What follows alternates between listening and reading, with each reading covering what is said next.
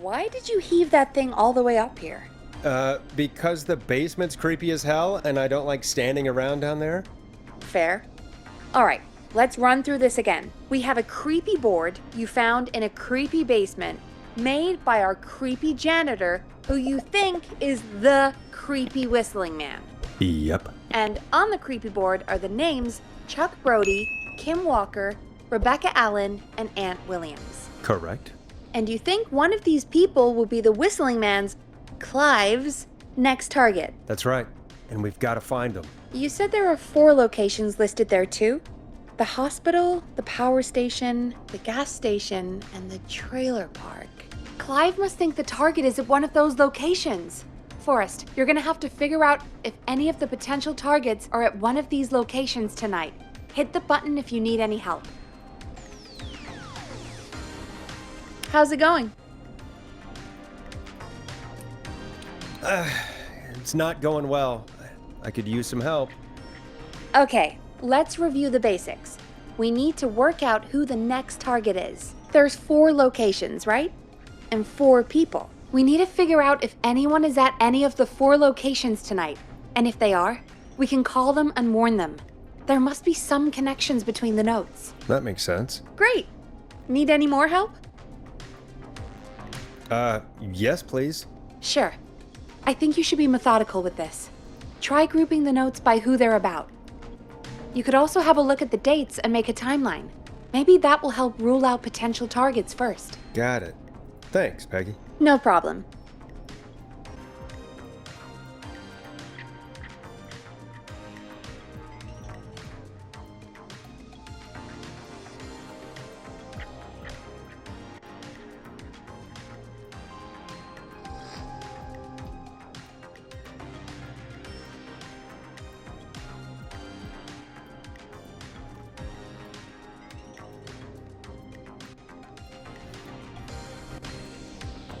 How's it going? I'm ready, Peggy. Are you sure? We've only got one shot at this. I'm sure.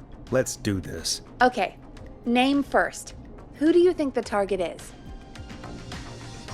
Chuck Brody. And where will I find them? The gas station. Okay, I'm dialing. One moment.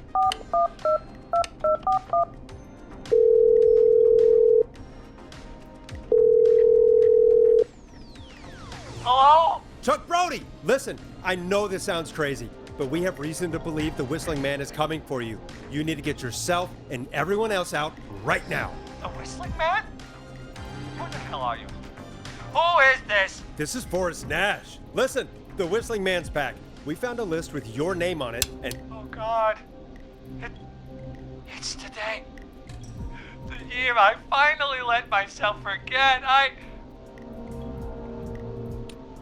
Quit talking and run! I think he ran off. Well, fingers crossed that Chuck... Jeez! It sounds like something blew up! He's using bombs now?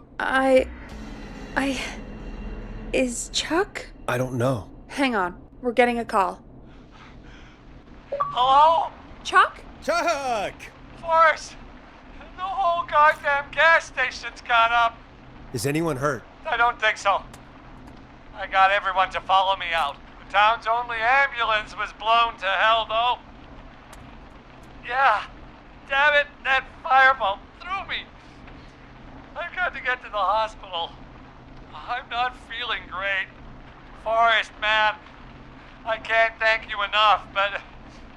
Damn, I gotta go. Wait, Damn it. We lost him. What was that about today? Oh, Forrest, the call board is lighting up. Get us into some music while I deal with this.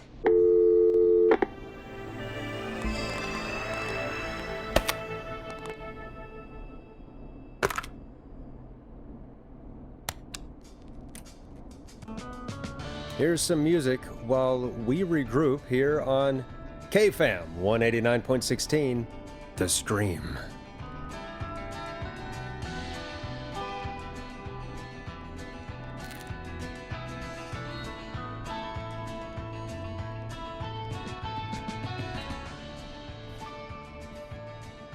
There's gotta be more in the basement to show us who Clive is targeting. And if that's the case, we can get ahead of him.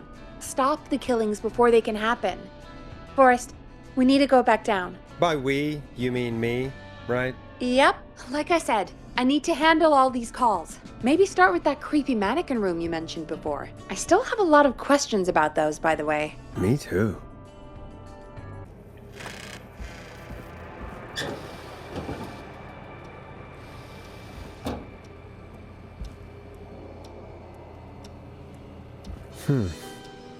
A key?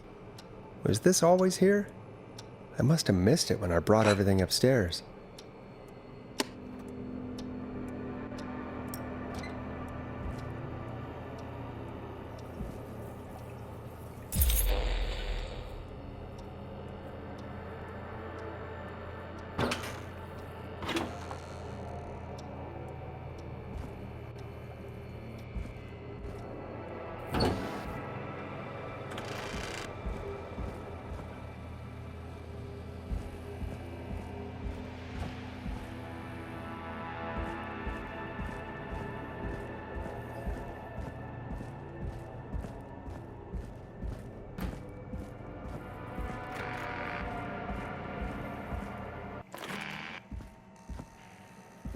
Hey, Forrest! Peggy, give me some warning before yelling down the intercom? Sorry. Buzz the intercom when you find something and want to discuss it.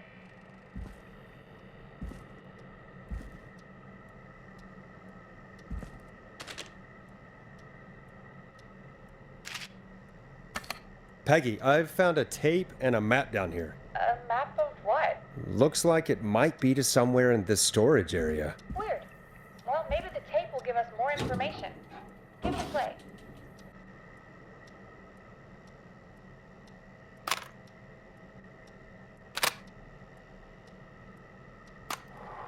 George Barrow, 1968. That's when this all began for me. Follow the maps, find the tapes. I'll be waiting. Wait, George Barrow?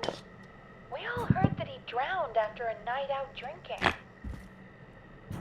Was it actually Clive? Has Clive really been the whistling man for that long? He says I need to follow the maps and find the tapes. I guess that's what this map is about. I think we need to see what else is hidden down here. Be careful, Forrest. Keep looking. Buzz the intercom when you found something.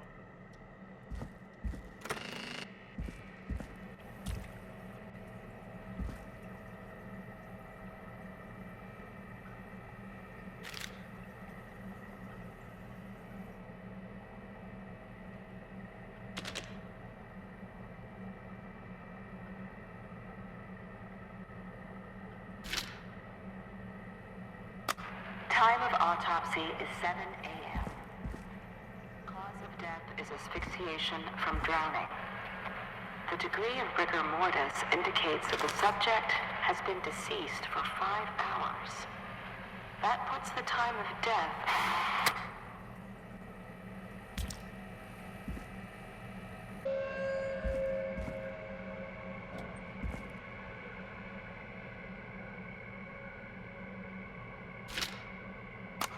Small lacerations to arms, legs, and face, typically obtained by running through foliage. Severe blistering to the feet, as though the deceased had been running without stopping.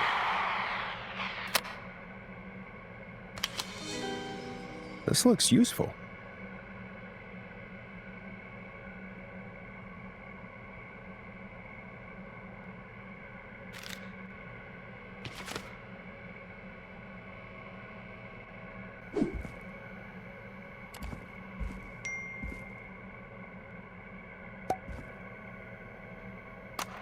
Preliminary toxicology results shows no signs of inebriation.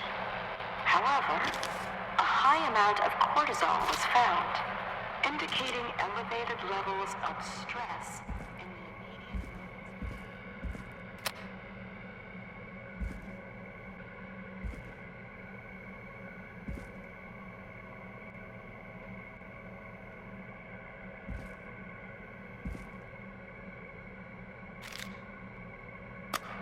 Preliminary toxicology results shows no signs of inebriation. However, a high amount of cortisol was found, indicating elevated levels of stress in the immediate moments before death.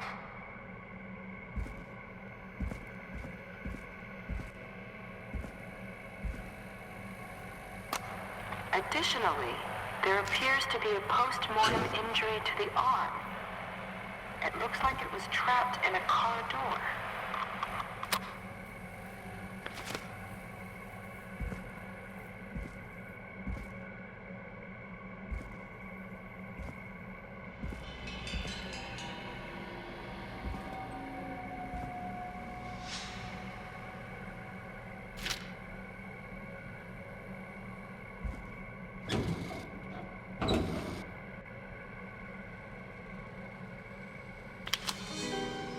This has to be important. It is the coroner's opinion that the subject likely feared for his life and was chased, resulting in a fall from a height into a body of water where he hit his head, was knocked out, and drowned. Following that, he was moved. Dr. Sullivan, we need to have a talk. Is that recording? Shut it off.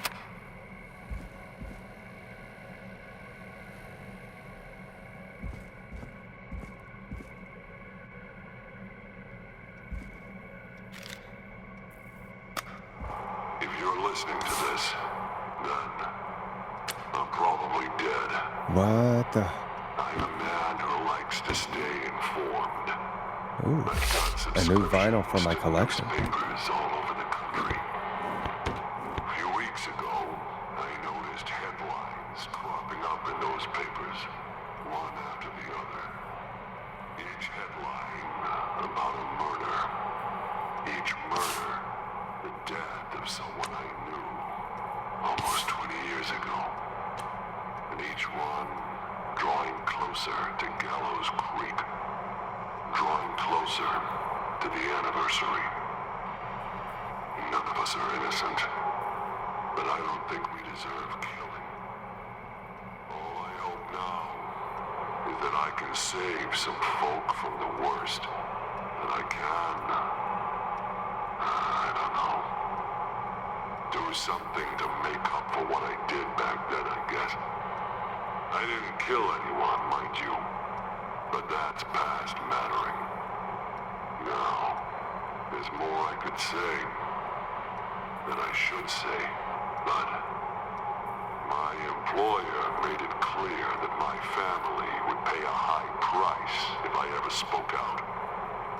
So, hopefully I've said enough for you, listener, whoever the hell you are, to start putting the truth together.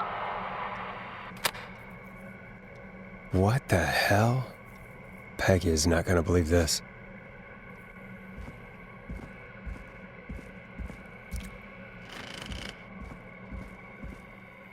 What have you found, Forrest?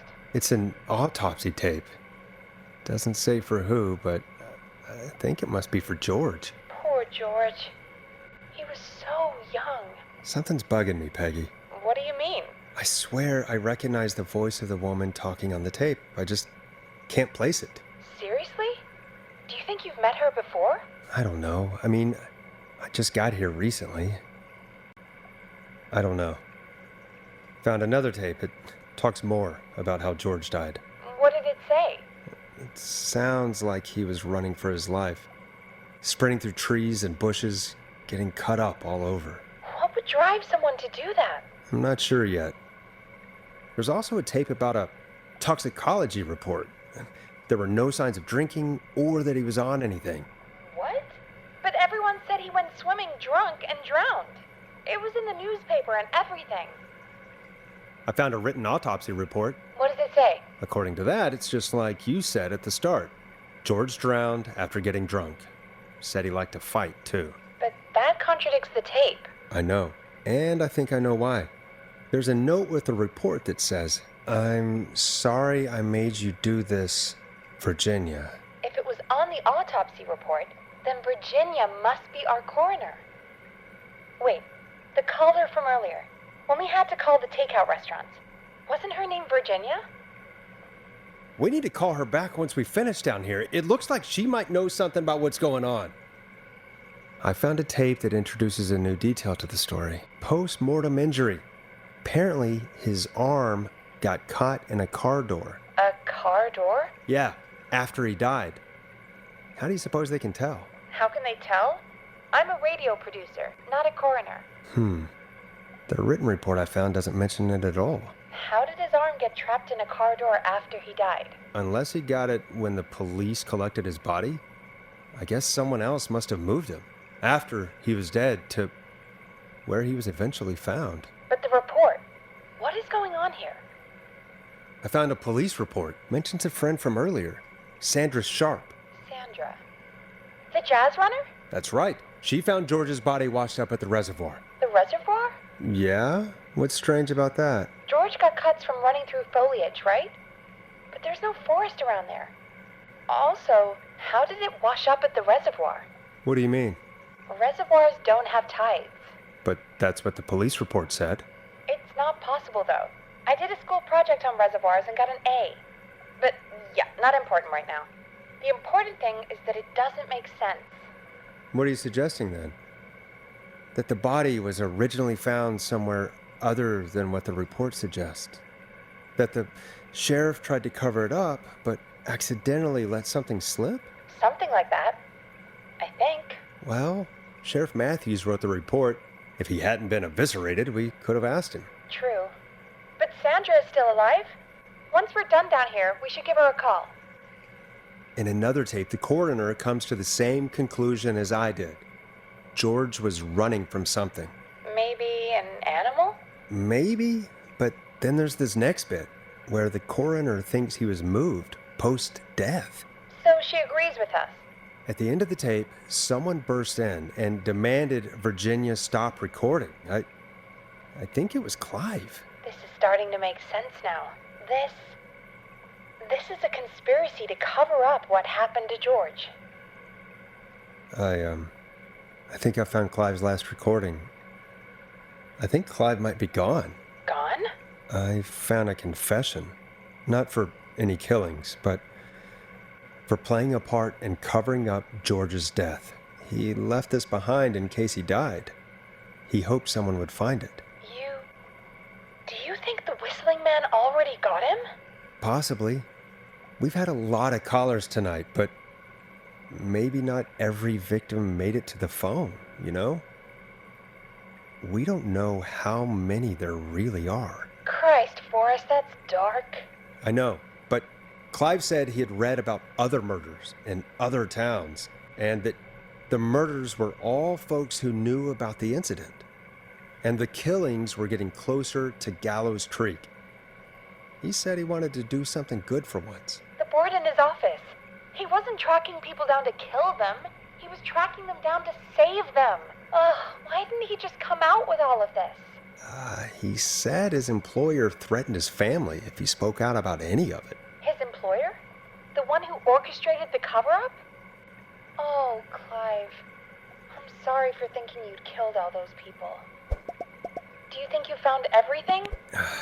I think so. Forrest, what's going on here? Someone wanted that boy's death to seem like an accident, and they hired Clive to make it look that way.